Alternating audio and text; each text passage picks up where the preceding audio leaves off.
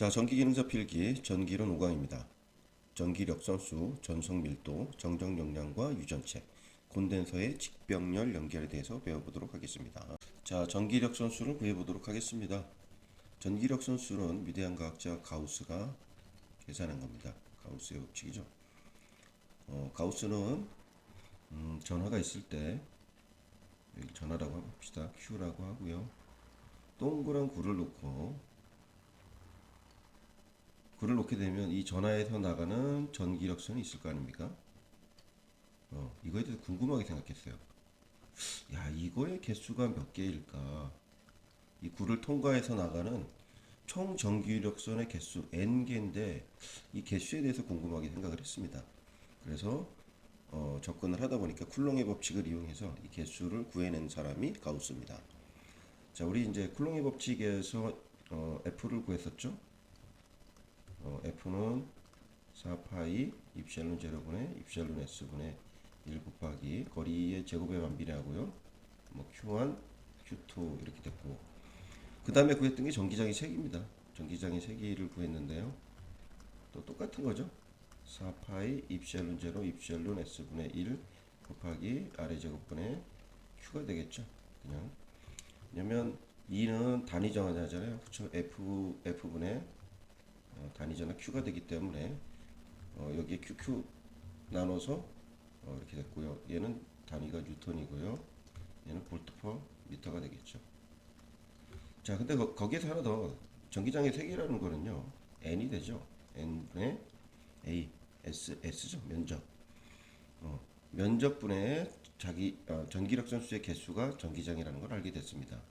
그래서 계산을 해봤더니 N은, 그럼 N개는 뭐냐?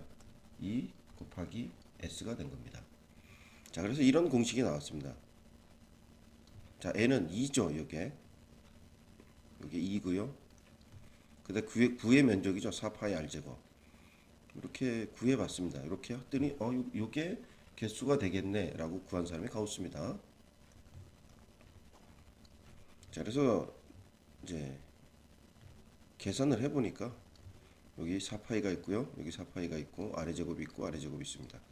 얘는 입절론으로 진공준의 입셀론 S는 비유주자는 1이니까요. 결국 남는 거는 입셀론 S분의 Q가 남았습니다.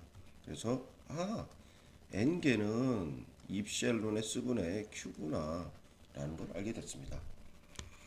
자, 근데 입셀론 값은 뭐죠? 8.855 곱하기 10의 마이너스 12승입니다. 요거를 계산하잖아요. 1120 9억 개, 잠깐만요. 3억 개인가? 9억 개, 9억 개인 것 같습니다. 잠시만요.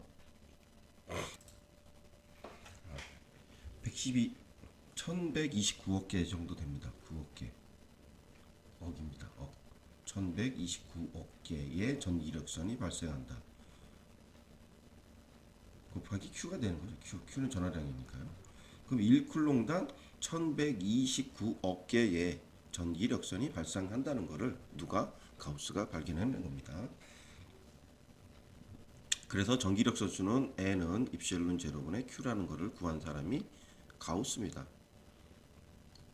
근데 이제 전송 밀도라는 걸 쓰는데요. 똑같은 겁니다. 전기력선 수나 전송 밀도랑 똑같은 건데 단위가 바뀌었어요. N개 대신에 Q를 사용했습니다.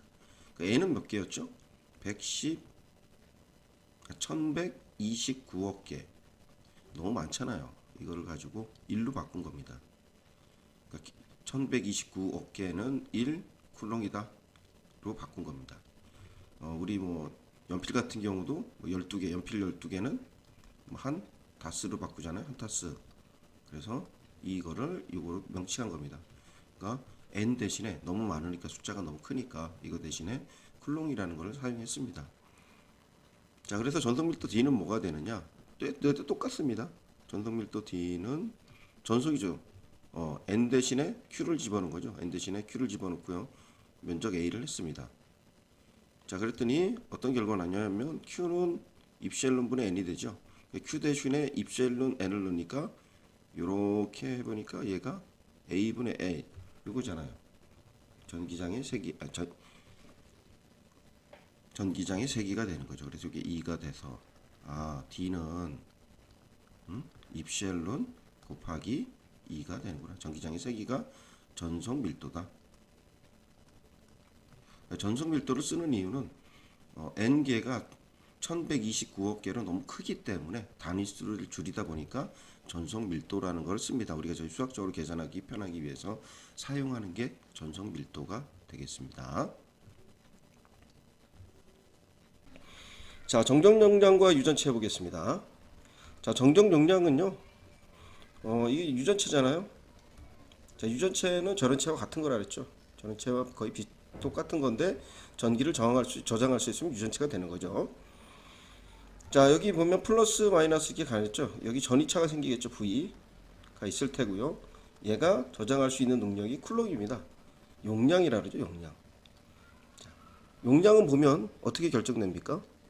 자, 입실론분의 L분의 A가 됩니다. 자, 용량 C는 입실론 유전율이죠. 이게 유전율이 되겠고요. 유전율 분의 길이 L이 되지. 자, 면적이 넓으면 어떻게 될까요? 면적이 넓으면 넓을수록, 자, 유전체의 면적이 있습니다. 이렇게 면적.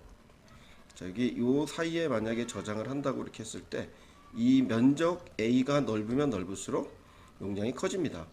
자, 그리고 이 두 판 사이의 거리가 L입니다. 이 두 판 사이의 거리가 멀어지면 이 거리 이게 L이죠. 이 길이가 멀어질수록 용량은 낮아집니다. 그래서 간격의 길이가 아니고 간격이죠. 그렇죠? 간격에 반비례하고 면적에 비례한다라는 것을 알아두시면 되겠습니다. 자, 그럼 이제 정전 에너지가 나옵니다. 정전 에너지. 자, W는 뭐였죠? 1이었죠? 전력입니다. 전력. 2강에 했었던 것 같은데 전력 V 곱하기 I가 되죠. 와트가 되고요. 단위는 1이죠. 전기가 한 1이죠. 1. 줄이라고 표현할 수 있죠. 1. 전기가 한 단위 시간 동안 한 일이 1의 양이죠. 전력량은 전체 일한 거고요. 자, 전력량을 T로 나누게 되면 전력이 됩니다. 자, 그래서 W는 VI가 됩니다. 자, 이거는 운동량이죠. 자, 정전 에너지라 해서 운동량 2분의 1 QV가 됩니다. Q 전화량 분의 V가 됩니다. 그래서 W는 2분의 1 QV가 되고요. Q는 전하량 Q는 CV가 되죠. 그래서 2분의 1 CV의 제곱이 됩니다. 우리 아마 물리에서 배우는 2분의 1 질량 M V 제곱, 움직이는 물질의 질량과 비슷합니다. 그래서 M 대신에 C가 들어갔고요. 속도 V 대신에 전하 V가로 바뀌었죠. 그래서 2분의 1 CV가 됩니다. 자, 정전 에너지. 자, 일한 양이죠. 일한 양은 2분의 1 CV가 됩니다. 2분의 1 QV에서 바뀌어서 2분의 1 CV 제곱이 됩니다. 자, 강자성체라는 게 왜 갑자기 자성체가 나오냐? 정전 유도를 차폐하는 물질로 쓰이는 것이 강자성체입니다. 그 다음에 정전 차폐라는 게 정전 유도를 아예 막는 게 차폐가 되겠죠. 정전 유도가 뭐냐? 간단하게 설명하고 넘어가겠습니다. 자, 정전 유도 현상 한번 보겠습니다. 전선 내에서 한번 보여드리겠습니다. 만약에 중간에 전선이 플러스가 되면요, 그 주변으로 마이너스가 이렇게 모입니다. 마이너스들이 이렇게 모이게 되겠죠. 마이너스가 모이게 되면 외부 도체에 다시 플러스가 모입니다. 이 플러스가 모이는 현상들을 우리가 정전 유도라고 얘기합니다. 자, 플러스가 되고 그 절연체를 쌓아오니까 바깥쪽에는 전위가 마이너스가 이게 붙을 때고요. 그 바깥으로 다시 플러스가 붙는 거, 이런 것을 정전 유도라고 얘기합니다. 자, 그럼 점정 차폐는 무엇이냐 한번 보겠습니다.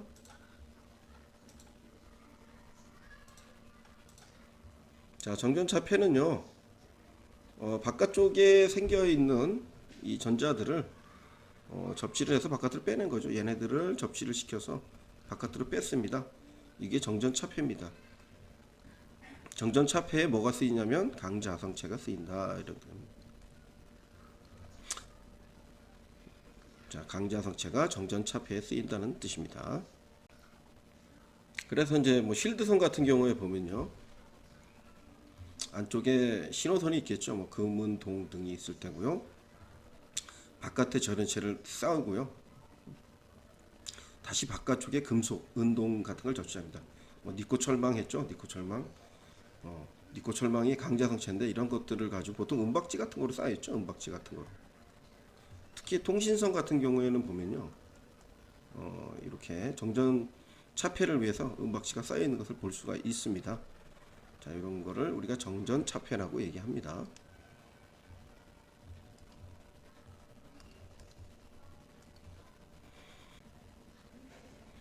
자, 콘덴서 한번 해보겠습니다. 자, 콘덴서 마지막으로 콘덴서 해보겠습니다.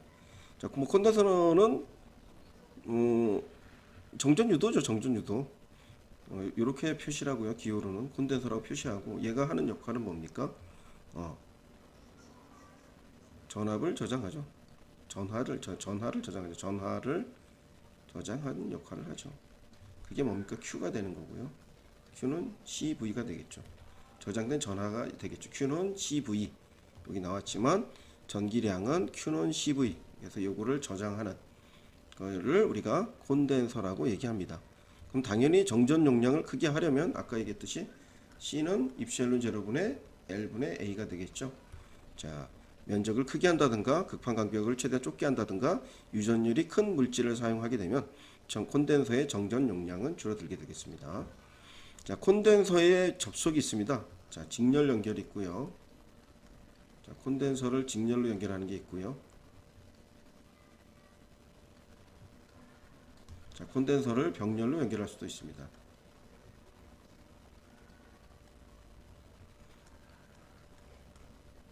자, 그냥 귀찮다라고 생각을 하시면요, 그냥 콘덴서의 접속은 저항의 반대다, 이렇게 외우시면 됩니다. 자, 우리 저항에서의 직렬 접속은요, 뭐 RT는 R1 플러스 R2였지 않습니까? 그 다음에 병렬에서 뭐였죠? RT 두 개 있을 때는 곱하기 분의 나누기라 그랬죠. 더하기 분의 나누기, R1 플러스 R2분의 R1 곱하기 R2 이렇게 했잖아요. 근데 콘덴서에서는 반대로 되어 있습니다. 나는 이해하고 싶지 않다라면은 사실은 콘덴서의 접속은 저항 접속의 반대다. 리액턴스는 똑같습니다. 저항과. 그래서 콘덴서는 저항 접속과 반대다라고만 외워 놓으시면 되겠습니다. 자, 그렇지만 설명은 제가 간단하게 하겠습니다. 일단 자, 직렬에서는 문제가 전류가 일정하게 흐릅니다. 자, 그러면 여기에 있는 얘는 Q1이 될 테고요. 만 C1이었다 C2였으면 Q1이 될 테고 얘는 Q2가 됩니다. 네. 전압 강화가 일어나죠. 직렬에서 견압 강화.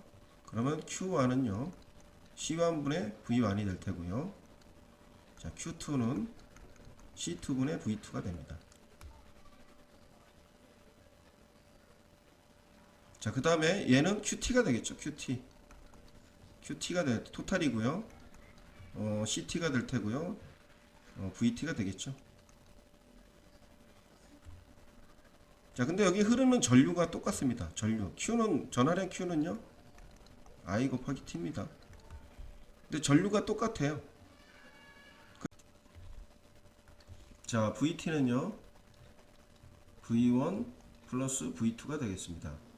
중요한 거는요, 아까도 얘기했지만 QT 전하량 같죠? IT니까요. QT와 Q1과 Q2는 같습니다. 왜? IT 전류가 똑같고요. 시간도 똑같기 때문에 QT, Q1, QT는 같습니다.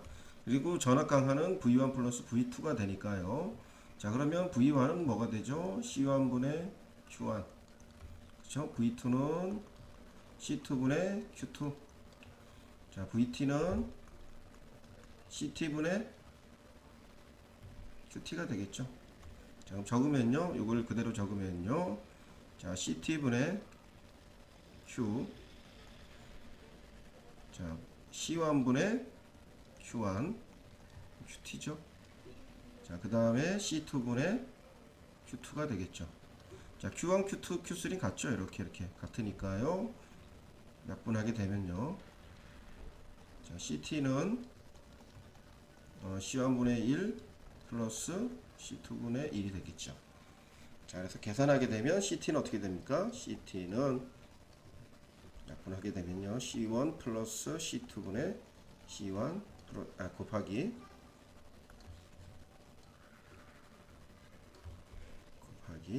C2가 됩니다. 요거는 저항에서 계산하는 방법이 나와 있습니다. 한번 보시기 바랍니다. 자, 이렇게 되고요. 자, 병렬에서는요. 병렬에서는 이렇게 되겠죠. 여기가 C1, C2가 될 테고요. 그 다음에 CT가 되겠죠. CT가 아니죠. C1, CT고 여기는 VT가 되겠죠. 자, 그 다음에 여기 흐르는 전류는요, IT가 되겠죠. 자, 그 다음에 여기 흐르는 전류는 I1, 여기 흐르는 전류는 I2가 되겠습니다. 자, 여기에서는 I1 전류가 나뉘니까요. Q1, 여기에 걸려있는 Q1과 여기가 Q2가 되겠죠. 그 다음에 여기가 QT가 되겠습니다. 자, QT는 어떻게 될까요? QT는 나눠지니까요. Q1 플러스 Q2가 되겠습니다. 자, QT는 뭔가요? Q는 CV죠? Q는 CV가 됩니다. QT는 자, CV가 되죠. CT 플러스 VT가 될 거고요. 자, Q1은요, C1 곱하기 V1이 되겠죠. 자, Q2는요, C2 곱하기 V2가 되겠습니다. 자, 중요한 거는 여기에서 한 가지 있죠. 자, VT 병렬 해놓으니까 VT와 V1과 V2는 같습니다. 이렇게 약분하시고 나면요. 자, CT는 C1 플러스 C2가 됩니다. 자, 이렇게 해서 콘덴서의 직병렬 접속에 대해서 마치도록 하겠습니다.